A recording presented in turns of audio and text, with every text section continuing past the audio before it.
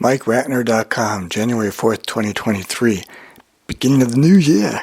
Feeling a little bit different, more upbeat than I recall last year, maybe because, I guess psychologically, coming out of the pandemic, had an effect on people, whether economically or health-wise or just the social consciousness. Am I doing a nasal whistle? I just heard myself do that. All right, well, so this is just going to be another quick check-in because I'm thinking, wow, even though I'm feeling pretty good about it, what's my plan? Now, I've got some ideas in mind, of course, but am I really going to be serious in executing and doing the things, being the way that I need to be in order to accomplish the goals?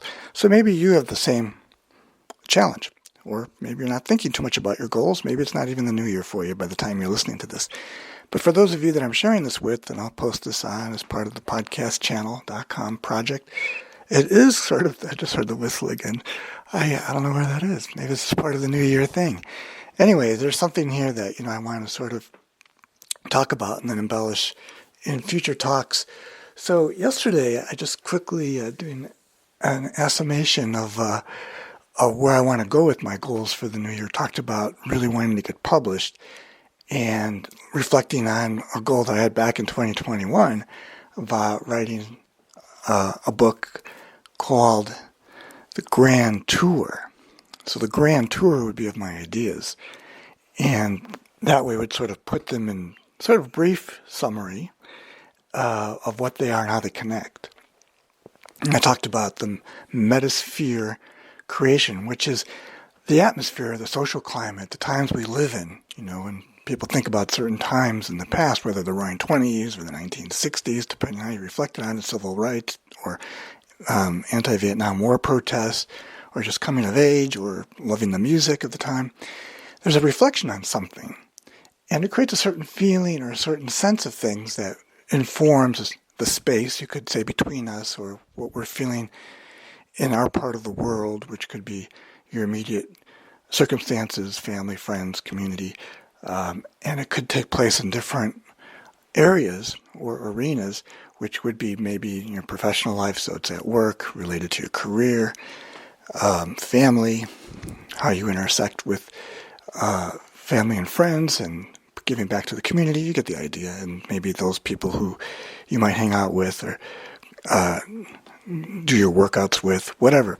You get a sense that there could be some sort of feeling of that connection on the relationship. And so I want to sort of qualify it to some level to describe and go into the feeling. It's mostly in the sense that I study it in a community, and that's what my dissertation, my thesis was about: community conversations, how they're created, what they mean.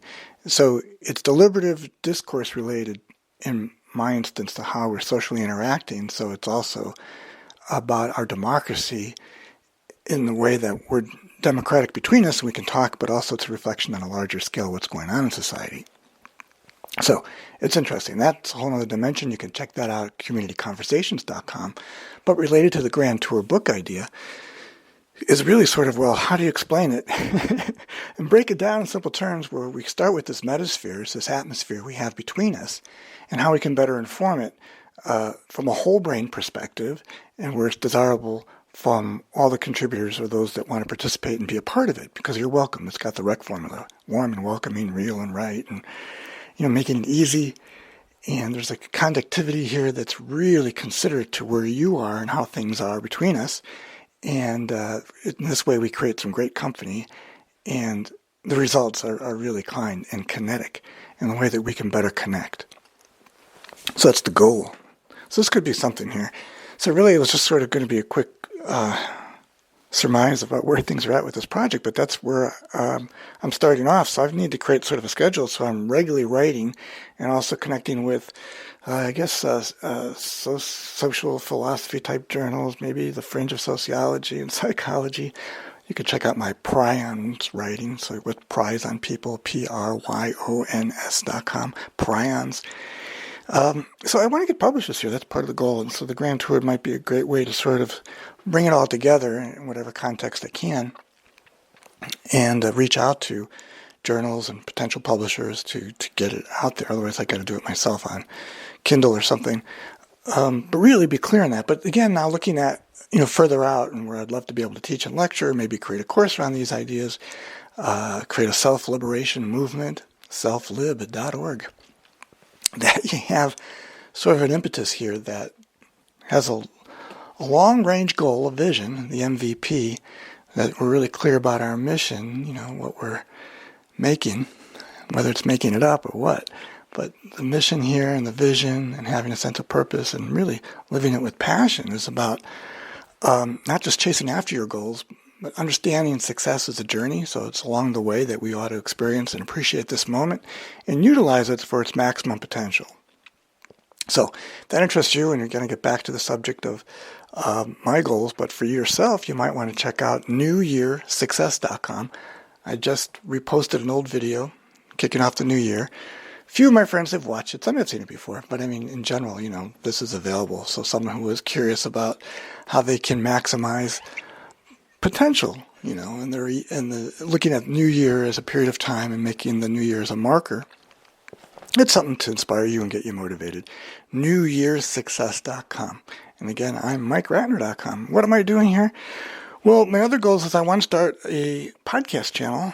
So the debate is, do I go to Florida at the end of the month? It's kind of going, what am I going to get done there? There's a podcast expo in Orlando. I went last year, which is less than a year ago, and they're doing it again in January. So the end of this month.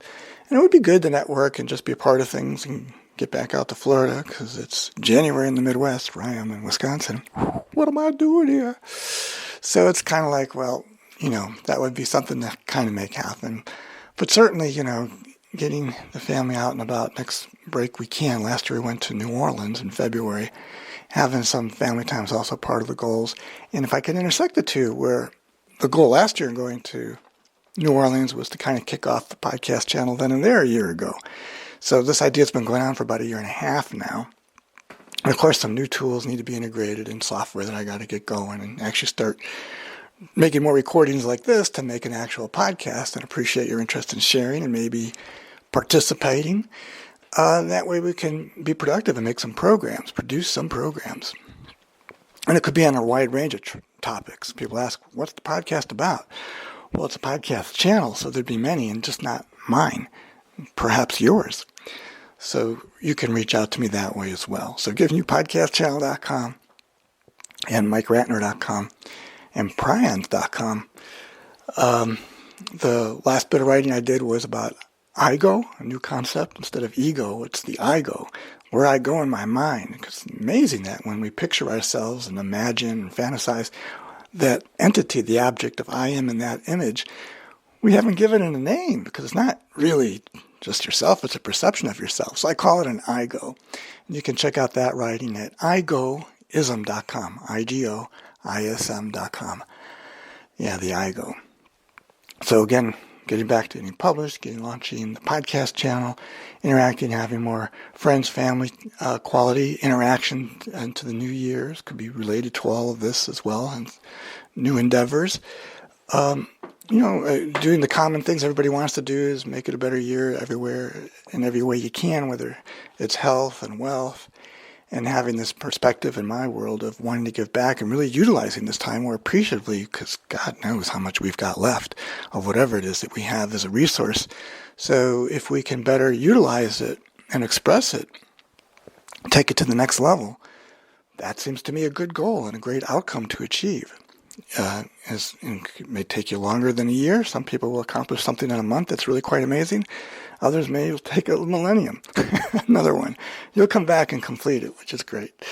So knowing what you want, prizing it in the way that you really sort of position this as a focus for yourself, and maybe set up reminders, or you create a calendar, a planning system, you join or lead a success club, a mastermind, some way to interact on things, and having a success buddy. These are all things that are quite amazing. So I'm thankful to you, my friends, my supporters, people who love my ideas. And so maybe you can come support me in some way. Watch newyearsuccess.com for yourself. Let me know. If we're going to make friendship dynamic, why not make it meaningful in the way that we make it more unifying in the impact of what it is? Yeah, we can hang out at a bar or go to a club or go to a show or just talk and hem and haw, on a podcast, which is all great and would be a lot of fun. But how can we make it more meaningful and dynamic in the way that friendships become change makers? And one is reconnecting, and if we can make that viral, where there's this kinetic energy that now sort of really brings together people who haven't talked in years, and now they might have, for whatever reason, just grew apart, or they moved away, or, life moves on. But now you come back and go, hey, I really enjoyed our time together. I really appreciate you doing this, or what you said, or how you contributed and helped in whatever frame of mind you were in at that time. You can come back together in a friendship fellowship. And this could be dynamic on another a level. Another friend of mine, Rob, the Octagon guy, looking at maybe creating a mastermind. Everything has to come to, a fruition in the sense where if there's a focused momentum and a position to really carry this forward, this is where you take a stand, a lot will be done. Otherwise, it's sort of a lot of repeat of the past, a lot of great ideas here, like a friendship fellowship. But unless you, and I'm talking about all my friends, and those particularly that love the idea of connection, community, this is what I mean by fellowship, and for some, it's a spiritual connection. Why not examine the possibilities in whatever framework, because this can be adjusted, because your connection to me or to your friends and community is unique in that connection. So you can frame and format this. I'm really quite open about these ideas and sharing them. It's not like, maybe I, in a part, originate them. But I really wanted to be more a fire starter here. I mean, in a good way, some fireworks that go off in your mind and go, wow, and you carry it forward. And not just as being another distraction or something else that pulls you off the track, but if it puts you on the track to where you're moving forward to some more meaning in your mission and your vision and your values and your purpose, that you live with passion, that's true MVP, your mission, vision, and purpose being expressed, because now you've got it aligned. You're in a knowing state. And in the knowing state, you really have sort of an egalitarian empowerment, which means you're not overly imposing yourself on others because you respect their space, but yet your presence, sort of in the way that you show up, becomes a bit more pristine. So what I've noticed about some of my friends lately, and I say this about you in particular, since I'm sharing this with you, is that I really sort of have come to a new sense of appreciation where I'm seeing less ego in the way some people show up. It's like it's not really about them anymore. Of course, we want to make a contribution. We all want to be liked and whatever it is that is our work, mission, vision, and purpose. Having some positive feedback and support and appreciation, it's all welcome, warm and welcoming. It's part of the process, right? So giving it to you as a gift, what would you make of a friendship fellowship? So you can check it out at friendshipfellowship.com and .org. And if we're really just showing up truly as friends, there's really very little ego involved. There might be some ego because I project myself into a fun metasphere with you. And this is this quality of atmosphere, the space we have between us that we want to enculturate. And as we're able to do this and be a bit more present, we become a bit of this more of a gift, right? A gift in the right way. Because you're just showing up really being empty of yourself, but yet totally giving. And for whatever this empty space is, it's really quite loving and dynamic, and just the way that a person shows up on this level, it's like, whoa. It raises the vibe. It actually does transform the metasphere. And this is what we need in these days and times.